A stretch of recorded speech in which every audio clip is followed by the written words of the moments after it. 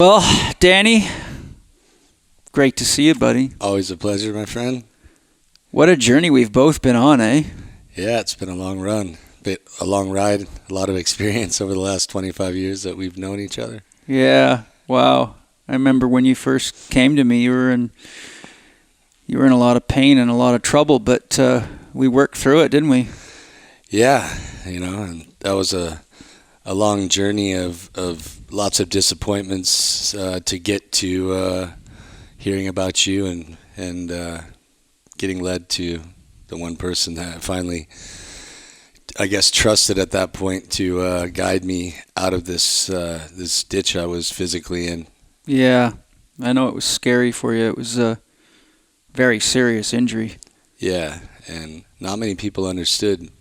Not anybody understood, and I don't know how many hands I went through at that point before I heard about you and got a hold of you. And at that point, I was just like, I guess I'll try anything because I don't know what there is left to try. Yeah. From all the Western medical doctors to, chiropractors and acupuncturists and every, massage and everything else I could, possibly try alternative to going to see like an orthopedic spine or neck surgeon, which I did do, and they didn't have any conclusion to what was causing the symptoms that I was having. Yeah.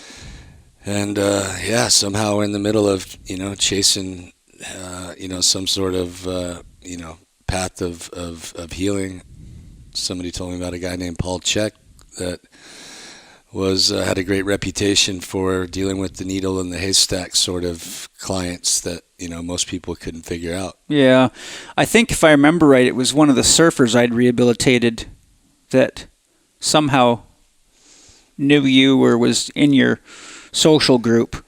Yeah, I went to Hawaii and worked with a kind of a hybrid chiropractor kinesiologist. And he, I'd stayed there for a month or so, and he was definitely a good doctor, but didn't, I didn't see much improvement other than him helping me with my mental state. Yeah. Becoming pretty depressed at that point. Yeah. So after a certain point, I flew back to California from Hawaii, and he had a buddy in San Diego that like another chiropractor friend that he wanted me to follow up with, and I went and saw that guy, and he looked at me and went, this is a hands-off situation for me. I don't want to get involved, Yeah, but well, just so the listeners know, you had a spinal cord contusion, a injury to the spinal cord. Yeah, at the occiput atlas. Yeah. Sort of conversion area. Danny's injury was from being driven into the bottom of the ocean head first, and your neck had been flexed with such extreme pressure that it pinched your spinal cord and actually injured the spinal cord. And when the spinal cord got injured, it swelled up, which compressed the spinal cord. That's what caused you to lose all your sensory and motor function for a while. Yeah, as I recall you saying, it was similar to, having like a broken arm or something, and the bones being out of place and healing and being set, without, aligning them back up. Right. But those, what are they, the antioaxial ligaments? Well, you have the alar odontoid ligaments that hold your head onto your neck. Yeah. But your atlas was badly subluxed. Yeah. And the spinal cord runs right through the atlas and right next to the dens, which is what the axis rotates around like an axle. Yeah. And so those ligaments were traumatized, and because of the subluxation of your atlas, it has a pinching effect. It strangles the spinal cord. And yours was not only strangled, but the trauma was so great that it contused it, made it bleed and swell. So it puts all the neurons under pressure, and it can actually cause nerves to die. Yeah. There was, my atlas was so far out of alignment that it was sitting on my spinal cord. Because I remember I would sit up, and the weight of my head would cause all of those sensations to magnify. And so there was about, it took about a year and 3 months till I found, got in touch with you, and up to that point, I was pretty much spent most of my time laying on my back. Yeah, I remember your neck was like a piece of steel. It was like wood. Yeah, I hadn't moved from my waist up for like a year and 3 months, like in any sort of rotational or, any sort of movement in from my waist all the way up to my neck was pretty much, cement. Yeah. Yeah, it was quite a journey, but we worked through it, and a lot of interesting stuff. So, one of my questions I wanted to ask you is, because you're so famous as a skateboard star, a lot of people don't know that you were actually also very good at motocross and surfing and probably other sports. So what were some of the sports that you were competitive in or active in other than skateboarding, and how did you decide to stay with skateboarding? Well, I mean, board sports in general have obviously been attractive to me because, as a kid I started surfing first when I was really young. And then I'd been moved from the coast inland to Vista, when I was in elementary school. So I didn't have access to the ocean every day. So I started skateboarding quite a bit as an alternative to, my surfing passion. Mm-hmm. And that movement, became part of my lifestyle, and I started to collect friends that, skateboarded as well. And there's back in the 80s, there was a famous skate park in Del Mar, California. Probably one of the only, major, skate parks in the world at that time. Is that the one that was in Waiting for Lightning, your movie? Yeah, there's some pictures of it. Yeah. I remember seeing that where your mentor guy was working with you. Yeah, there was it was called the Del Mar Skateboard Ranch, and it was all pools, concrete, right? And it's the same skate park Tony Hawk grew up in. And, most of the legendary pros from that era, had to be in San Diego or near this skate park to really make a career happen, because there wasn't very many spots in the the world and that was the mecca for it. And I just happened to live close enough that I could get there a couple times a week. And then accidentally things started to blossom. I had no goal to be a pro skateboarder. I just had a passion and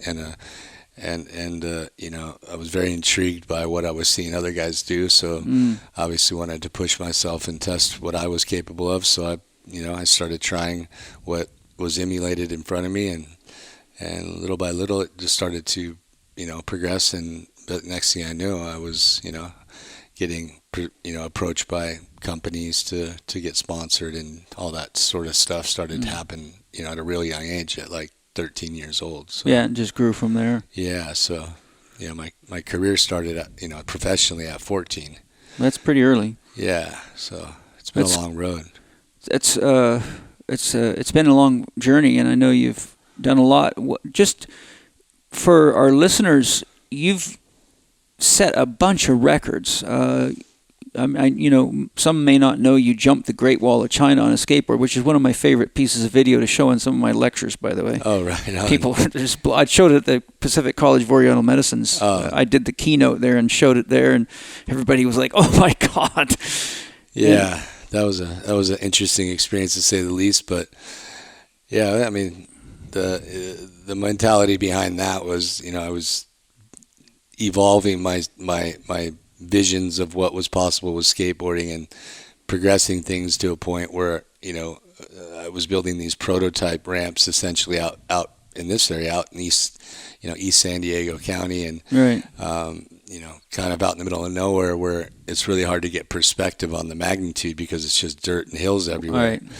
So I was like, knowing how big the magnitude of this was, I was looking for the perfect scale, something to give it scale, yeah, and something that most people could relate to, have heard of or could relate to, and that was my way of I guess putting this whole movement into perspective for people that maybe never expected to see skateboarding on that scale. And you have set some Guinness Book of World Records, isn't it? Not one of them? Yeah, that's yeah. I have. I think it's, to be honest, I don't know exactly the count, but it's definitely over 10 world, Guinness Book records. Right. Yeah, I have there's some that I didn't even know that they considered a record, but That's good. they can call it a record if they want. But yeah, the world records are not necessarily always my goal. They just happen to be a byproduct of the progression of what I'm doing. So what are some of the kind of the highlights? We got the Great Wall of China, which is obviously an incredible accomplishment. I remember, I can't remember how old you were, but it was a few years after we got you rehabbed and back in the game. Your helicopter stunt, which was quite amazing, 35 feet in the air out of a helicopter, and I saw a video of it, and I know that you set a record for going like 35 feet in the air, the largest bowl jump ever, wasn't it? Yeah, I built the largest half pipe at that time that had ever been built, and yeah, it was about 35 feet above the ground. I think that was 16 and a half feet of air above the lip of the ramp. But the ramp is that what it was? But total, yeah. And the helicopter, wasn't a planned event or stunt at all. We rented a helicopter to shoot video from, and the helicopter kept hovering above the ramp, and I was kind of, I don't know if I was really joking. I just didn't think it would happen, but I was like, it looks like you could jump off the helicopter into the ramp because of the way it was, hovering. Yeah. And then, one of my friend Rob Deerdick and my brother, they went over right away and started talking to the pilot about it, and he was like, "Oh yeah, we can do that." So it went from trying to prove this formula of scaling up the magnitude of what was currently happening in skateboarding as far as the ramp dimensions and designs and height of the ramps and how high you can go out of the ramps. I was trying to prove that the existing formula was, why was that the standard, and who had experimented past that to see if there's a better formula. Right. So I figured out a formula and took the risk of it failing because these ramps aren't cheap to build, and so it's a pretty big commitment to go into one of these projects and trying to pioneer something and coming up with the mathematics to make it work. So that to me was the beginning of a whole movement that led to the Great Wall of China and things like that. But that was a world record air I did that day. Yeah, that's what I remember. That was the world record air. Yeah, that was the first air record I'd set. Weren't you like 35 feet in the air when you jumped out of the helicopter? Yeah, something like that. And I didn't have a measurement on the thing. Yeah, but it was roughly in that neighborhood. Yeah. The first time out, you what was it? Your ankle or your shoulder? I think you knock your shoulder out of the socket. I went after I did that the first time. MTV threw an event at the Hard Rock in Las Vegas called the MTV Sports and Music Festival, and they basically wanted to take what I had created in San Diego at Brownfield Airport when I jumped out of the helicopter and set that world record for the first time. Mm-hmm. They wanted to have an event in Vegas where it was a competition of high air, who could go the biggest. And prior to the event, they wanted me to do a demonstration of jumping out of the helicopter into the ramp. So I had went back for round 2 on that. Mm-hmm. And the first time I jumped out of it, I kind of landed a little weird and wobbled out and just fell backwards and dislocated my shoulder and tore my labrum and did a pretty good job of destroying my shoulder that day. But I didn't stop. I mean, I went back up there and jumped out of the helicopter again and concluded what my mission was. But that's what I was referring to, and I think that's a unique capability that you have, because you got hurt in one of your Great Wall of China jumps too, didn't you? Yeah, the first test, they didn't want to give me a test run because they didn't want any of the media to get any content before the day that I was supposed to do it. Right. So the ramp was finished the day before, and they were telling me that I wasn't going to be allowed to test it out, and I was like, it's dangerous. Dangerous because some of the the translation from my my ramp builders from the United States using standard measurements, and the government had brought in a a cast of workers essentially to help build the ramp in China, and they didn't speak English and they worked in metrics. So no translation between my crew, between English and Chinese language, Right. and then also the conversion. Some things didn't come out the way they were supposed to be planned.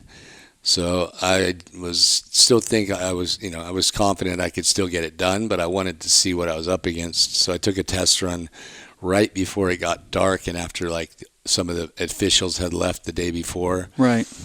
And I dropped in this big tower that I'd built to get the speed. It was roughly about 10 stories tall. Yeah. So, I'm going close to 50 miles an hour. Was that how fast? About 50? Yeah. And I take off, and right away I know that I'm coming up short. Uh-oh. And most often I build like a deck on those ramps, like a safety deck that comes back, roughly, 8 or 12 feet or so, just in case. So there's a buffer there. But I usually build the landing, that come up short deck, I usually angle it about half the angle of the landing ramp. Mm-hmm. Just in case I land on that thing, there's a little bit of give. Right. And they built a completely flat deck on this one with a sharp edge lip. Right. So I could tell right when I took off, right when I dropped in this tower, there was a lot of moisture in the air, and I could totally feel the weight of the air slowing me down. Dragging on you. It was super humid and hot, and I could totally tell that I did, out in East County, San Diego, it's very dry. There's some elevations, so I was used to having a lot more, less drag per se than feeling that kind of bog when I'm, approaching the ramp. I mean, it slowed me down quick. So I came up a couple feet short of the landing ramp and landed on the flat deck, and went head over heels cartwheeling down the landing ramp like at 50 miles an hour. Yeah. But when I landed on the deck, I landed on my feet. I only had about a half a second to figure out if I was going to go head first and try and dive over the thing, which if I would have came up short, I think I would have got really, really, really hurt. Yeah. So instinctually, I decided to keep my feet first, and I landed on my ankle and had an avulsion fracture and really did a number to my ankle, which, at that point I was like, if it was the day of, I would have maybe been able to just, right as it started to swell up, go back up there and probably figured out how to get the speed I needed. But it took me out so hard I couldn't, and it was getting dark, so I had to wait till the next day to come back. And it was I'd spent a couple of years trying to get the permission and the money raised to do this. Mm-hmm. It was a lot of work that went into the back end of getting this built and done, and working with the Chinese government to do so. So I was not in a position I felt like I could walk away with the what if, Yeah. I really do believe that, concluding the what ifs it makes it a lot easier to sleep at night. Yeah. So, instead of giving up and saying, I think I'm too hurt, it'd probably be smart not to do this. Yeah. I couldn't leave with the what if on my mind, so I had to go back the next day and just added more, more to the tower where I'm rolling in from. I made it taller so I could get more speed. Right. And then, I went to the hospital that night, and they gave me some syringes and lidocaine. So I was shooting up my ankle with lidocaine and just doing it myself, really. So you did it yourself. I thought you had a doctor that shot you up and wrapped you up so that you could jump again. Yeah, I had a friend there that was a doctor, head and neck surgeon. I brought just in case I had any trauma in that department. Yeah. But as far as the lidocaine goes, I've gotten pretty comfortable draining my own knees and shooting lidocaine in areas that needs it. But I taped a lidocaine and braced my ankle, and went up there and didn't know if it was going to give out or not on the first drop back in, and I jumped over that thing, and I made it happen right then. And then I was like, well, since I got one done, I may as well get another. And I did it like 5 times in a row because I was like, there's so much that went into this. Yeah, I had a 360 over it. And the one that I got the video of, you did a 360. Yeah, so I jumped it just straight the first time, and just to make sure I could get over it. And then once I cleared that, then I was like, all right, well, I got to do something a little bit more special than that. So I went for the 360, and it's a 2.5 years of work and a $500,000 budget. That was a lot went into just one run or two runs on that. So it's something that'll be talked about probably for the history of skateboarding. So I think it was a good investment. It was, it's worth it. I have I don't have any cartilage in that ankle anymore, and I think that was the catalyst to really tearing my ankle apart and setting it on the degeneration path. And I'm dealing with some of the residual of that now, and it doesn't feel too good, but no. Still working through it physically and staying on track with my training, mentorship the life of a by warrior. Paul Chek, and I eating as healthy as possible, and just trying to keep the dream alive. And you've won X Games a number of times, haven't you? Yeah, I mean, I got 5 X Games gold medals. That's amazing, yeah. And I'm pretty proud of that. I got 1 silver medal, which I'm not so. I guess I'm proud of it, but yes. I'm not, I know when I'm humble when I know I should lose. And that one, I'm going to argue to say that I think I got ripped off on that one. Well, so these things every happen. time I look at that medal, I go, dude, that should have been a gold medal. We'll just see it as gold. But, at that point, I didn't really care. It was like, I had, my mission was to pave a new genre in skateboarding, make it sustainable, build a event with ESPN and create a new genre or avenue for other skateboarders to follow and to adapt to and evolve to, which has been successful. And once I saw there was enough guys that could do it and compete it in this event, I felt like my job was kind of done. And competition isn't my my favorite thing. Although I've done it, a lot in my career, it's not what I don't really necessarily like competing against other people per se. Like, most of my challenges that I set are to outdo my last challenge for myself. Competing against yourself. Yeah, it's more, it's more personal, and it's not,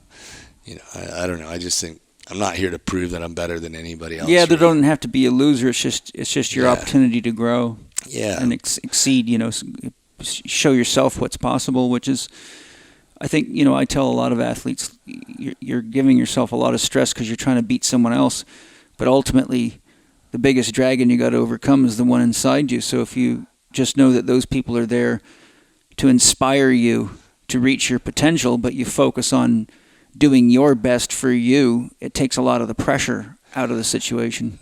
That's the truth. I mean, I always feel, in a competitive environment when I'm competing against other people, it's just like, the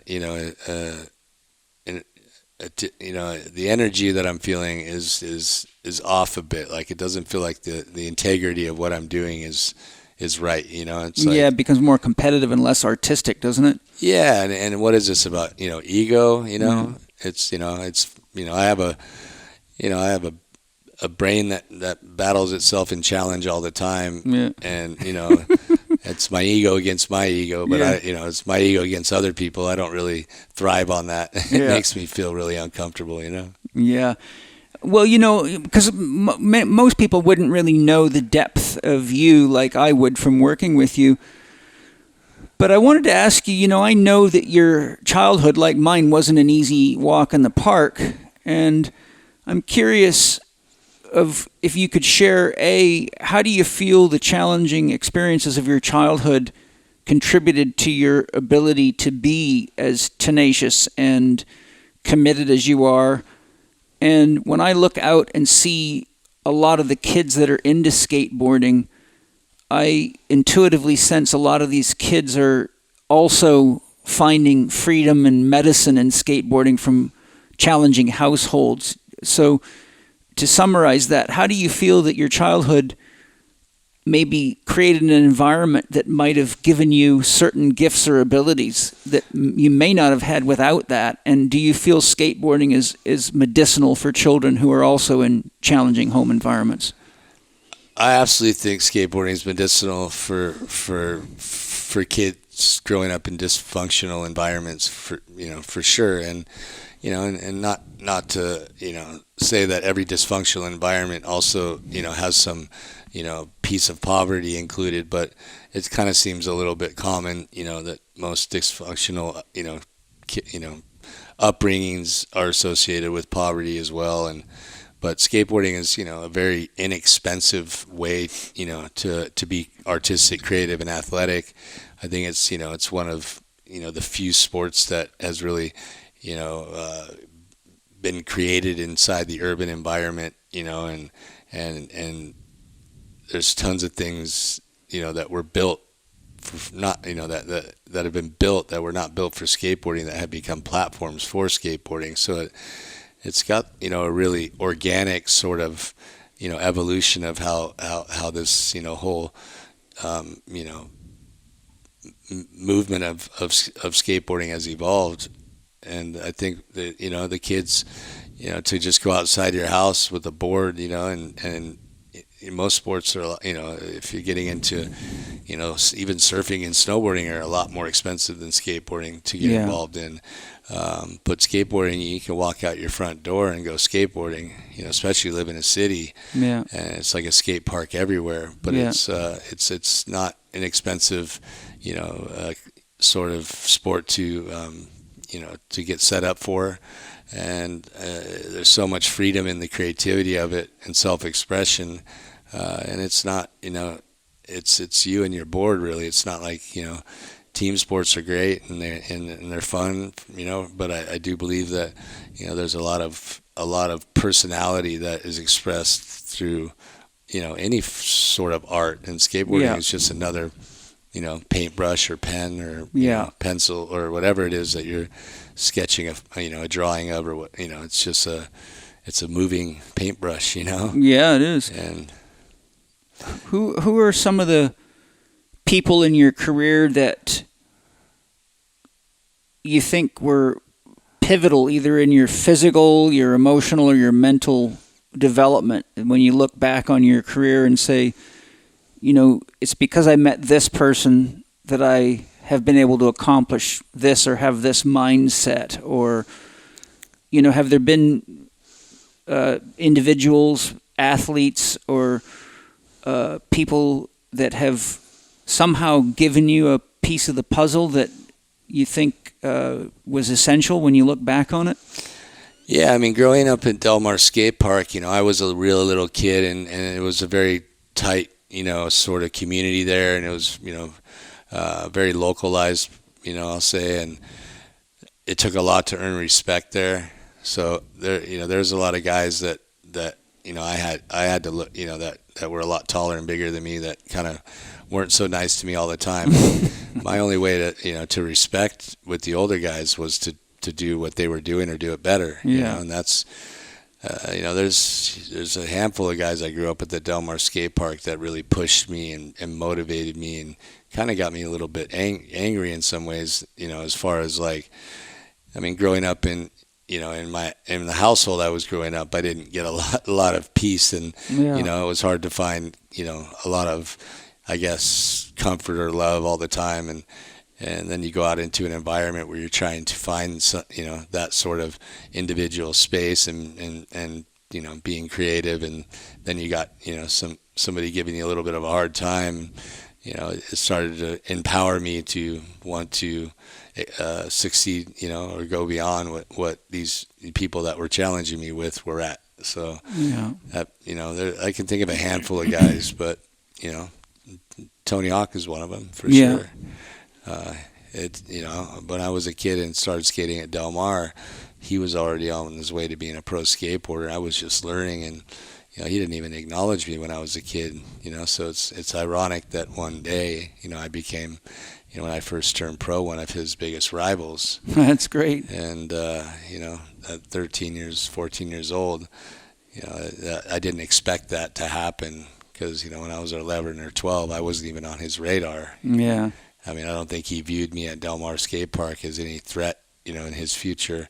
But the lack of, I guess, acknowledgement and, the lack of positive reinforcement and all those things started to make me pretty hungry. Yeah. And made me want to, make a statement that I'm here, Well, sometimes the negative begs for a positive, doesn't it? Yeah, I mean, definitely the non-negative, sort of reinforce, or the negative, energy definitely is a catalyst to wanting to drive yourself, and I had a lot of that coming my way as a kid, so I just turned it into fuel. I think that's important too, because having worked with countless athletes, as you know, and people in general, it's amazing how many people they let these negative, painful experiences be like skunk stink, and they sort of become a victim to the experience and don't get past the poor me, or if only this hadn't happened to me. And so their growth and development often stops right there. Sure. But, I think it's like, when I was a boxer and a kickboxer, there was times when I was like, I didn't even know if I was alive. I was, getting the hell beat out of me. And you have to have enough esprit de corps, inner fire to stand up to the dragon. Yeah. And, as we're discussing with you here, and I've certainly had my share of those moments, but I think that, I guess what I'm hoping people that are listening to this can understand is that anybody that's really made it anywhere in their life of any significance has usually gone through some beatings and has plenty of opportunity to say poor me and give up. Yeah. But it's and a lot of people do that, which is sad. It is sad, but I think what I'm sharing here is hopefully your story is inspiration. I know when I came up to your opening of Waiting for Lightning, I found it very inspirational. It was my first time to be in a movie, so that was kind of fun. Wow. But it was very inspirational because it really showed a lot about the trials of your life and the beatings and the challenges. It was and so for those that haven't listened to that, especially if you're a younger person wanting to find your path in life, I think Waiting for Lightning is a great movie. Well, I appreciate that. Yeah, I was very, very proud of that film, and it does have a good storyline of explanation of the catalysts that continue to keep fueling my fire. And as a kid, I didn't really feel like I entered that state of poor me. It was more, I'm not going to be a part of this, and I'm going to do everything I can to change my environment someday, and every opportunity I had to prove myself or to take advantage of that negativity and turn it into fuel, I channeled it all into my I would say, I guess it was a form of anger and anger management per se, put in the right direction. Yeah, channeled anger. Channeled anger, but you can also self-destruct if you don't release this energy. And yeah. I would find myself getting satisfaction out of releasing my energy in ways that were dangerous and life-threatening or physically debilitating. But the walking on the edge of the cliff started to hone my focus and confidence, dealing with stress and anger and those things. I mean, most people get so comfortable staying away from the edge of the cliff, and I feel like a lot of people live a pretty dim life because their fear mechanisms kick in so early that they never really even they stay so far away from the edge of the cliff they don't even see the edge, and there's a lot of space in between that spot and the edge of the cliff, and when you start tightroping on the edge of the cliff, then you're really living. And you can hear your heartbeat. Yeah, and then there's a comfort zone that you find in that, and then you start to relate that to all these other things, and things aren't, life is dangerous, and life is going to have turmoil and negativity, and there are going to be challenges of things that are going to depress you. And well, you can make it dangerous by living with fear as your guide, because you never really live Yeah. And so the next thing you know, you're depressed. And next thing you know, you're on medical drugs. And the next thing you know, you're feeling worse than ever. And so I think that there's a certain level of there's a zone, right? There's a place between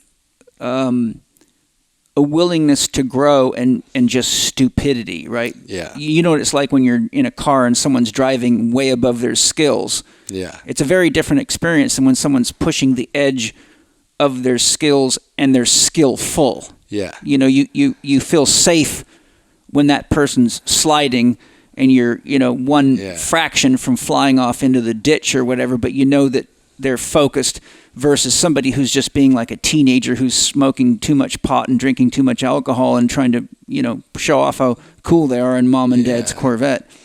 There's a ladder system to, I think, finding that comfort zone of kind of living in, on the edge and being okay and comfortable there. And it's, when you get that strength of comfort living, more close to the risk zone, then, it's a lot easier to absorb trauma and challenges and things like that because you've been able to, I guess, become centered enough with the risk factors of all of these things that can be emotionally or physically harmful to you, that it's not as, traumatizing to experience some of these things. And you start to realize that, it's almost like an illusion, the fear, Yeah. And the fear will take a lot of people's lives and spiral it, Also, if you buy into the fear too much, it dulls you when you need to be sharp when you're doing, a serious athletic event such as what you do, or racing a car or a motorcycle, or even in martial arts. I mean, I remember when I was fighting competitively, I had to fight the 4th-ranked amateur boxer in the world who was on my boxing team. And so he was the 1st-string welterweight. I was the 3rd-string welterweight on our team, which were 3rd-ranked in the world as amateur teams. But the first round, I was so afraid of the guy, he was beating the hell out of me.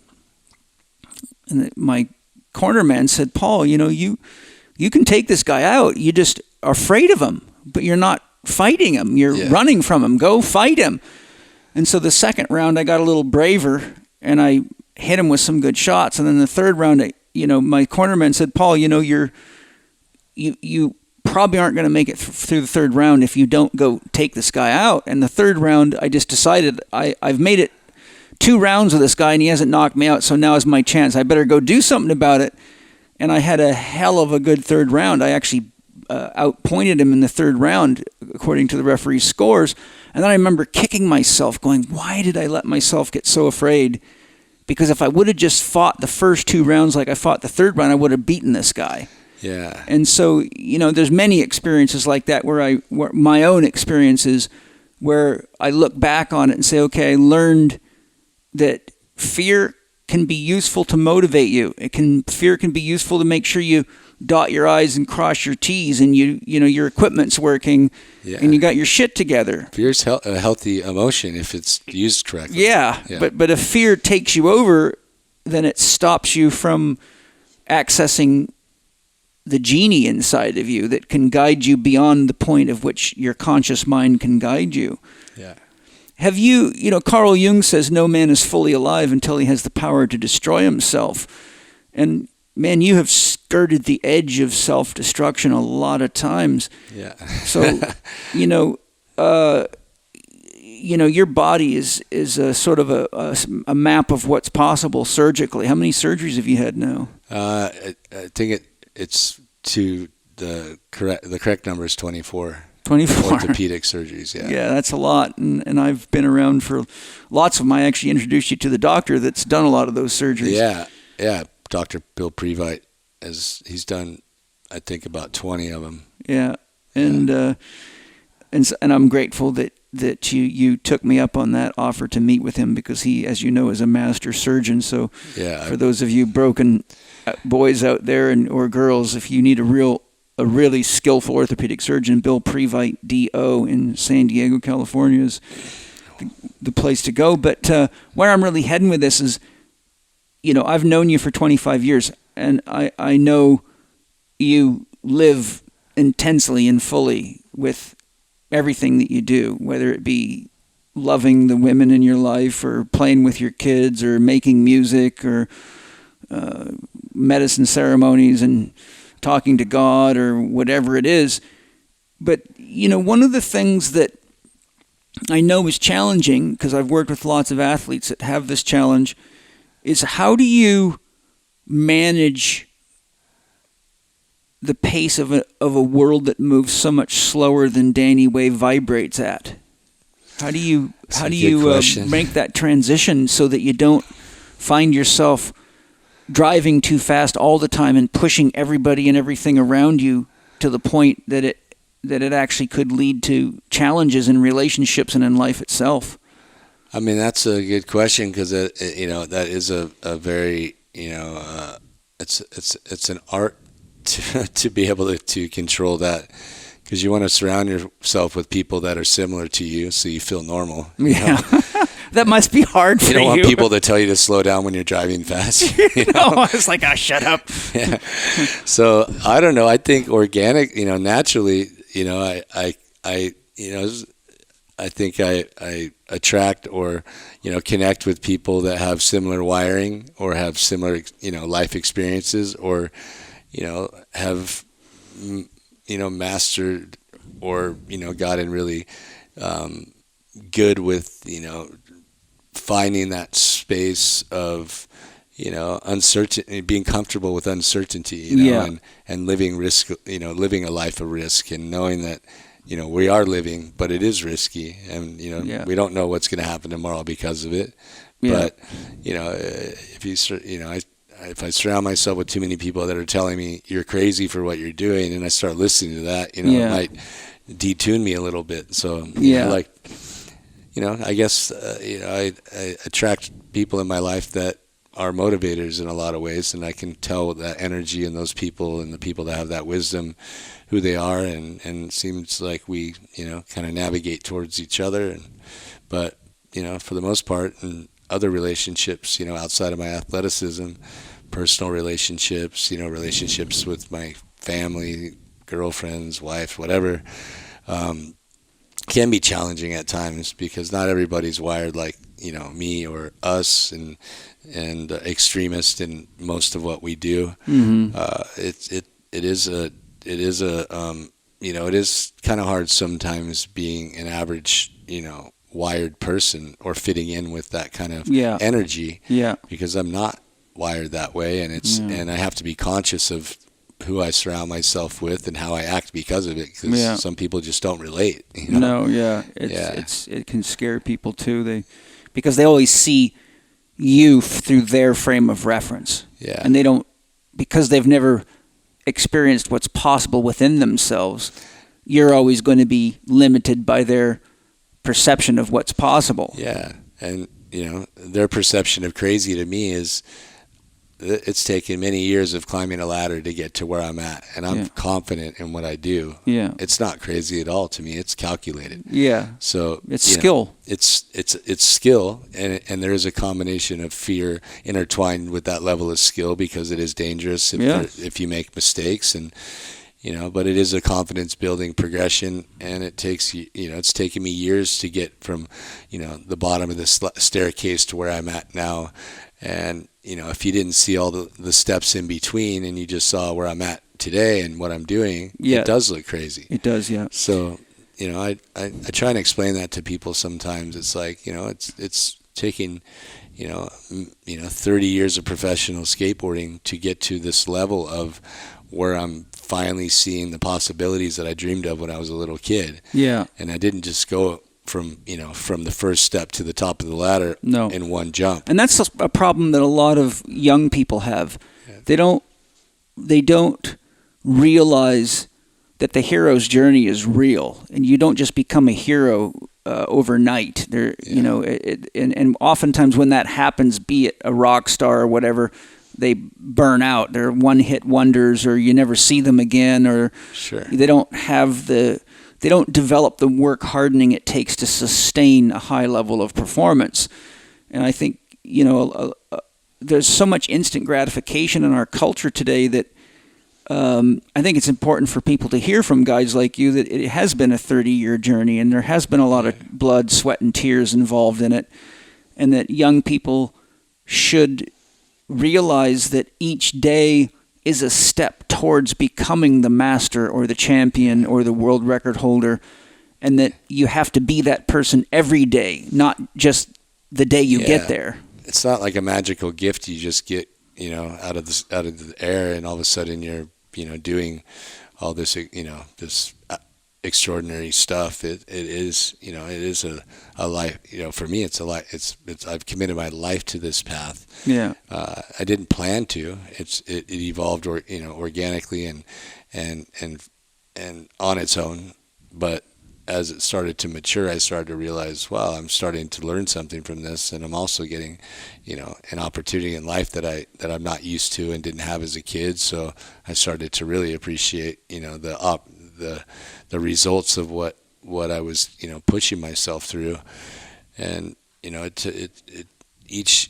there's been so much trial and tribulation, and the irony of falling and getting back up has become such a big part of my life, because if you don't know how to fall, you can't learn how to skateboard. Yeah. And falling is part of everything. I mean, you're gonna fall on your face all the time, but it's how quickly you can get back up, or if you get hurt when you fall on your face, how quickly can you rehab yourself out of it? Yeah. And that mentality applies to pretty much universally everything in life. Once you get good at that, I have to accept I'm going to go fall when I go skateboard and probably get hurt. Yeah. But I know that I'll do whatever I can to get back up. Yeah, it's like when I was a kid, I rode in the rodeo, and you don't ride in the rodeo long before you experience some pain. And I raced motocross, and there's no motocross racer that's a real racer that isn't already aware that there's going to be some dirt sandwiches on the way, and some of them are going to be worse than that. And I woke up in the ambulance many times and didn't even know how I got there. But it was fun and exciting, and I'm glad I'm alive. And that was one of the things that came through my mind while we were talking, is that when you first came to me, what you didn't know at that time was that I'd had a lot of intense injuries from bad road racing accidents where I was, going really fast. One time I missed a bridge and just made a mess of myself going like 70 miles an hour into a riverbed full of huge stones, and got internal bleeding, and, was in shock. And wow. Yeah, you've told me a little bit about some of these stories, but I don't think I know the details of them all. But well, there's been a lot of them. So, the point I'm leading to is that when you came in, I saw myself, and I said, I know what I've been able to rehabilitate, and I rehabilitated myself. I didn't have any skilled therapists. I'm from Vancouver Island in the middle of nowhere, so, the local doctor, what's he going to do? Give you a pill? So I had to figure these things out myself, and that's part of what inspired me, is I kept finding ways to heal myself from, very nasty injuries. So when I saw you, I just saw myself and said, look, he's breathing, he's walking, he's talking, he's motivated. If he's motivated, I'm motivated. Yeah. And I have enough knowledge about how the body works and what to do. And I knew right away, I tested you and measured everything and, did neurological testing. So I knew exactly what I was up against. And I knew it was going to be an adventure, and that there was no harm in me just doing the best I could do for you.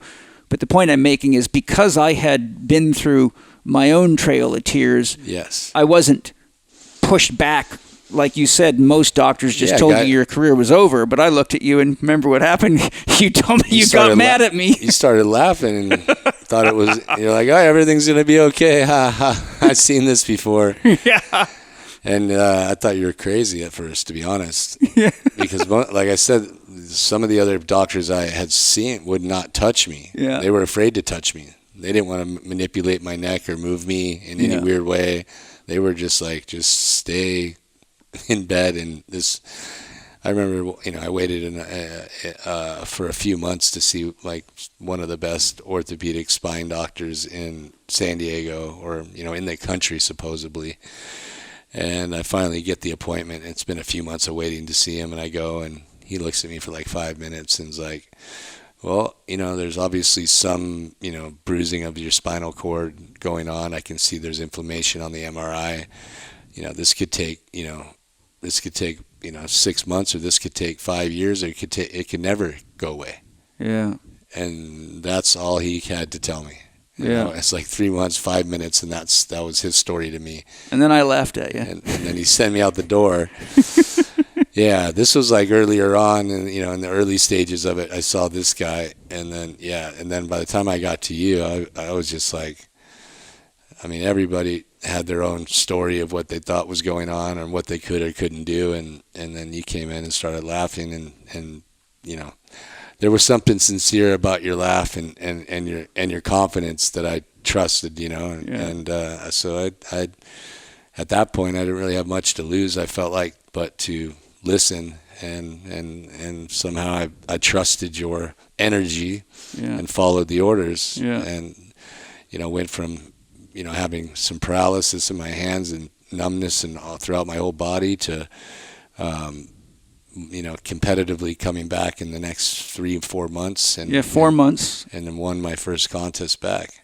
Made a good paycheck too. Yeah, I was first day out of the box, so I got to win with you. So that was exciting. That was that to me. It's that contest. It has a big legacy, and it's an endemically respected event in skateboarding. It doesn't get much mainstream television coverage or anything of that nature, but in the skateboard culture, it's a pretty good win. Mm-hmm. And that was my most people thought I was done and career was over, and I'd been off the tour for a minute and hiding out, and nobody'd see me, and then I showed up in at this event in Florida and came back and won the event, which was for me that accomplishment was more, I think, gratifying than jumping the Great Wall of China. Well, that was a rebirth. Yeah, I had no idea that I was going to ever ride a skateboard again, let alone come back and compete and win right away. Yeah. But I worked you hard. Yeah, and I worked you hard in therapy. It was painful therapy. I had to break up a lot of scar tissue and mobilize joints that were extremely locked and adhesed together from inner bleeding and trauma, and it's a lot of people can't take that kind of therapy, Yeah, that the therapy was, it was a quick ramp up. At first, I was a little intimidated, and then it seemed like once I was capable of trusting you and let go and believe, I did have a lot of fear at that point. When you smash the hard drive that hard and you're getting all this, scattered information shot around your nervous system, it wakes you up. That was the scariest spot I've ever been in physically in my whole life to date, as far as injury goes, because I thought I was permanently fried. Sorry. You can say that too. I definitely thought I was permanently fucked. Yeah. But the irony, we were talking about that earlier, of what had happened to me at that time. I started at a real young age, and I took my health for granted when I was a kid. I abused myself so much, and just had the never stop mentality. Even though I would get hurt, I would keep going, and that started at a young enough age that by the time I was 19, when this injury happened, I had done a lot of damage to my body already anyways, and I was on a path of self-destruction with no education. I had no mentor in that way. Yeah. All I had was, some skateboarding talent and confidence, but as far as, maintaining that or creating that longevity in my career, I didn't foresee myself getting past, 30 years old with a pro skateboarding career. I thought that was a great benchmark as a kid. Yeah. And, I had no idea that I was going to obviously have this surfing accident that was going to leave me in this position of hardship physically. And, and by the grace of God, through that path, I met you, and the mentorship from that point on has been, the catalyst to all of the endeavors that I have been able to accomplish since. And that I taught you a lot of things that most athletes never know, and so I'm very grateful for what we were able to give each other. Right, I got in you and many others. I got to see that I had a unique skill set that wasn't standard in the industry. I was able to mix viewpoints and technical mindsets into one approach. And, yes. Like when I saw you, part of the reason that I laughed is because when I looked into your eyes, I saw primal fear. And not the fear of, I'm afraid to do this, but I'm afraid I will never get to be myself again. Absolutely. And I saw that, the depression, and I looked into your eyes, and, I'm a spiritual guy, as you know, so I was looking at you through my third eye and feeling you. And what I saw inside of you is that you were like an animal in a corner that someone's got a gun pointed at, and it figures it's dead unless it makes a dangerous move, and it might die anyhow. So I was laughing to say, don't worry, we can work on this. We got something to work with here, Yeah. And I know it got interpreted by you as what the hell's he laughing at? This is not fucking funny, But, yeah, but it broke the ice, though. I mean, you threw out a few jokes that day that kind of got me to loosen up a little bit with trusting you, But I think it was the second day I came, or the third day I came, and I would think I was seeing you. I want to say almost every day or every other day. We were for a while there. We were doing 4 to 5 days a week because there was a lot to do. Yeah, so I think it was the second or third day you told me to bring my skateboard in. Right. Yeah. And that was like I didn't know what you wanted to do with it, but then I would come in with the skateboard, and you're like, all right, now we're going to go down to the parking garage, and you're going to ride this thing. Yeah. And that was like the biggest. I didn't want anything to do with my skateboard because I was afraid if I rolled off the curb, I would paralyze myself. Well, and you probably maybe you don't remember, but what I had done is because you were the first big league skateboarder that had come to me. I'd done, kids playing and hurting themselves as you would in a physical therapy clinic. But my son knew who you were. Yeah. And so when I went home and said, have you ever heard of a skateboarder named Danny Way? And my son said, oh my God, of course I have, Dad. He's one of the best skateboarders in the world. And so he brought me a bunch of videos of you. And I said, well, I want to see what he does because I have got to rehabilitate him. So I need to know how far I have to take him in therapy before it's safe for him to go back and try some of these things. So when he showed me, pictures of you sliding down like 30-foot rails and some of them had some pretty damn amazing wipeouts that you had had. One of them where you come off a rail and hit yourself right in the balls. And I'm like, oh my freaking God, this is gnarly shit. Yeah. And, wild stuff, right? And I'm like, I didn't even know you could do stuff that crazy on a skateboard. And this is back in your early days, right? So I needed to see exactly where are you at now, even though I knew it was scary for you, but I had to say, okay, where is Danny at and where do I have to take him? Because my approach is to develop a plan. Yeah. So I staged a plan for you and I set milestones before he's got to get to here before I can do this. He's got to do this before I can get him to here. And I don't know if you remember, I put you through quite a test before I discharged you to go back to skating. Do you remember that? Where I had you blindfolded and jumping balance boards of all different types, and you didn't know where they were at. You just knew there was something there, but you didn't know what type of surface it was, how far. And I said, Danny, you've got to learn to use your inner senses and trust your body. You cannot get by with knowing exactly what's going to happen. I have to see if your nervous system can respond immediately to the environment. And I had been building you up for it, but I put a course of challenges that I know I couldn't have done myself, and I'm a good athlete. So I said, well, if he can do this, then I'll discharge him and say you're safe to go back to your board now. And So not only did you do it, and I discharged you, but as we've discussed, you went back and won your first contest back. Yeah. So for me, I felt I had been, I had met the responsibility that I had to you as a therapist to not just take your pain away and say, go back and play, little boy. I made sure that you could do things that were cat-like enough that showed me that your cat was back home and it was safe to let you go be a cat again. Yeah, and that whole, I know you've pioneered many different, approaches to training and to rehabilitation and your therapy, and I had worked out, a little bit here and there prior to meeting you, like, just with my buddies, whatever, basic gym machines, just, stuff that really has nothing to do with any proprioception sort of challenge. But yeah, I mean, that work, starting with all of those tests became, ingrained in all of the way that I, approach my workouts and my training to date. At that point, I'd only had probably 2 surgeries, so I've had, at least 22 surgeries since that neck injury. Yeah. Which, I've had 4 ACL surgeries on the same knee. Yeah. I've broken both ankles. I've had surgery on one of my ankles like 6 times. Yeah.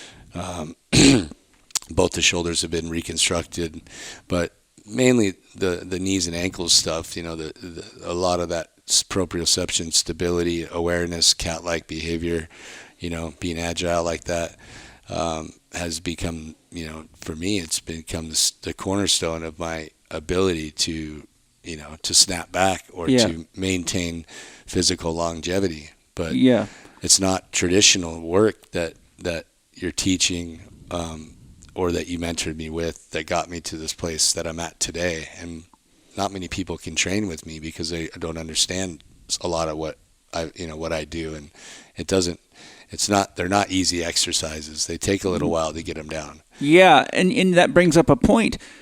I think legitimately you are the first skateboard star athlete.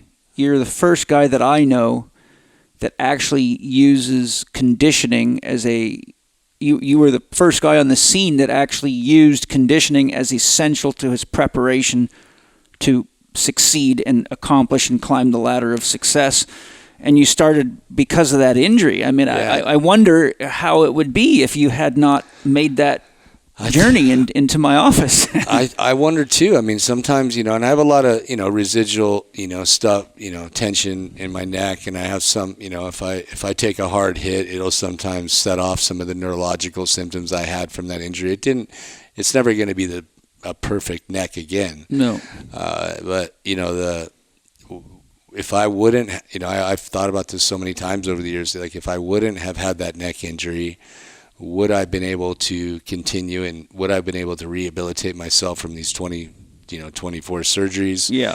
Would I, be in my 40s and be, in great, other than missing cartilage, which I'm obviously always on the hunt for the latest science and trying to figure out how to regenerate cartilage in the human body, which I'm, always experimenting with new procedures for that. But other than that, it's, left me on a path of, having to, apply all of this wisdom that I've obtained from having this neck injury into my, into getting the longevity out of my career that most people would never get up against this many, sort of physical, injuries or turmoil to your well-being. Well, I think too, one of the gifts that came from our therapy together is I had to teach you about the importance of diet for controlling inflammation and saying, look, you're 19, but you got to be careful with,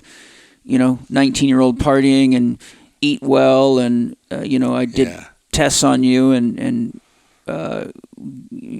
remember a number of times saying to you, look, you got to, be aware of this, be aware of that. It's not just your exercise. It's not just time on the skateboard. It's a 360 deal.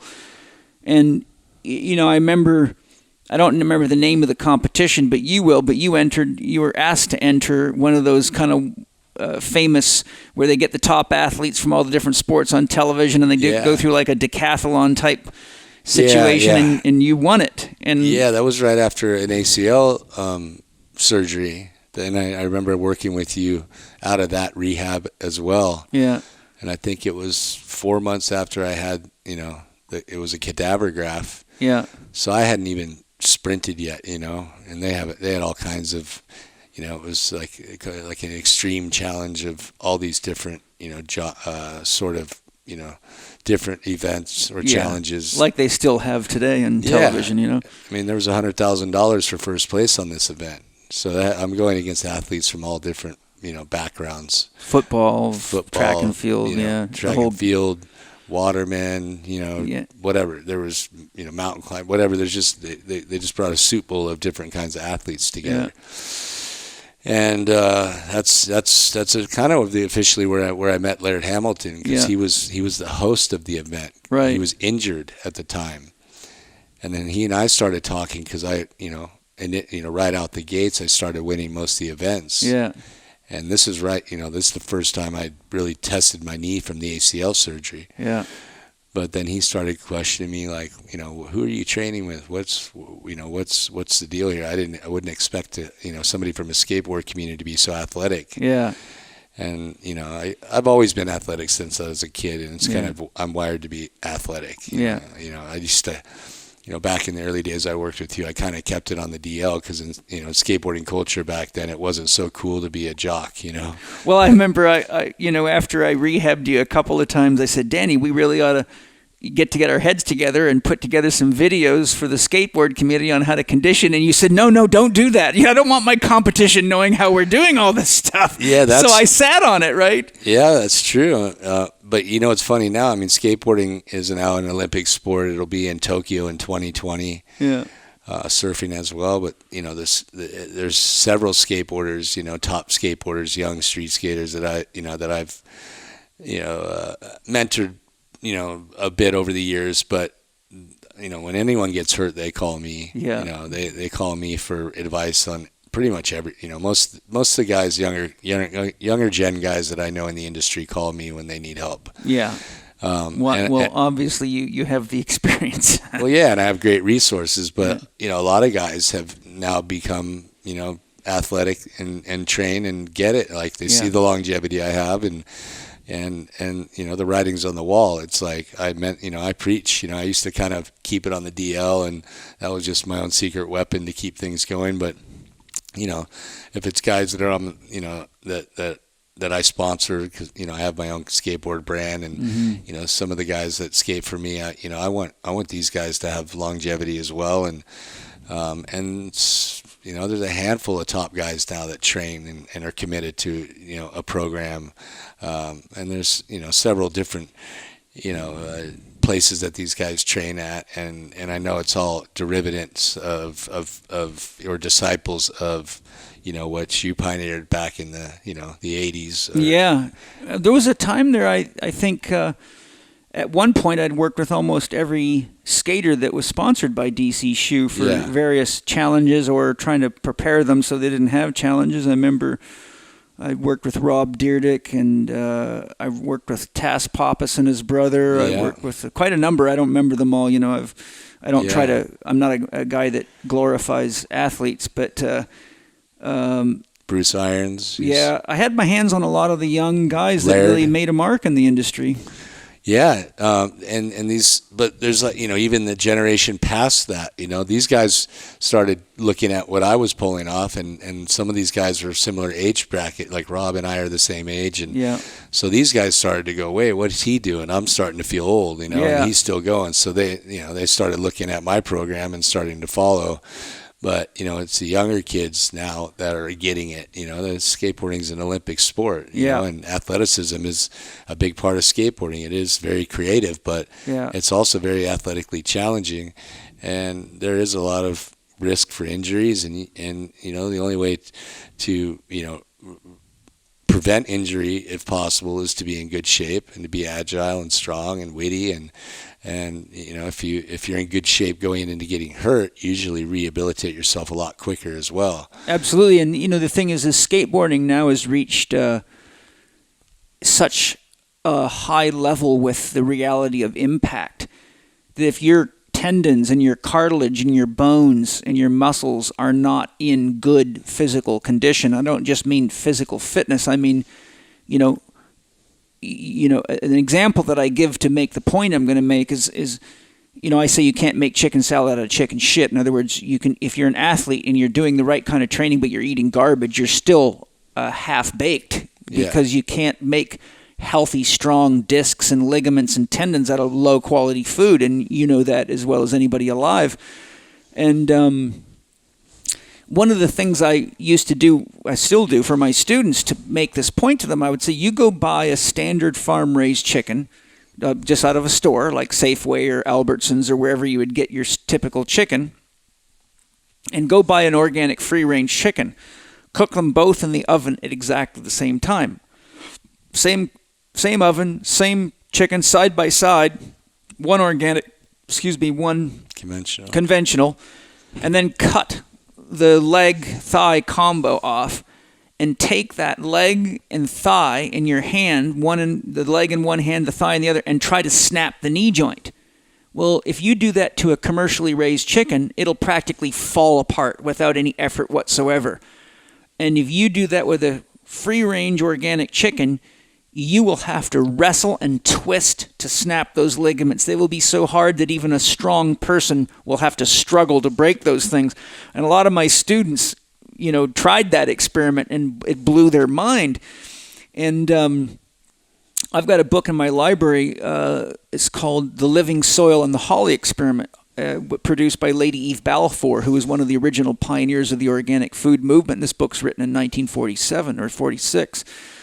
And it talks about a boarding school in New Zealand that was having a lot of injuries on their rugby team, and they noticed that the mental performance and some of the markers that the physicians would look at when they were doing like annual school checkups weren't very good. So somebody in the school, like the principal, made it a school project to grow an organic. They actually started a farm to feed the children from their own farm and make farming part of their school practice. Yeah. And one of the first things that happened is the team doctor that took care of all the athletes and their high school rugby team noticed that within several months of eating all organic food that they were getting a fraction of the ligament, tendon, muscle, and joint injuries that they used to.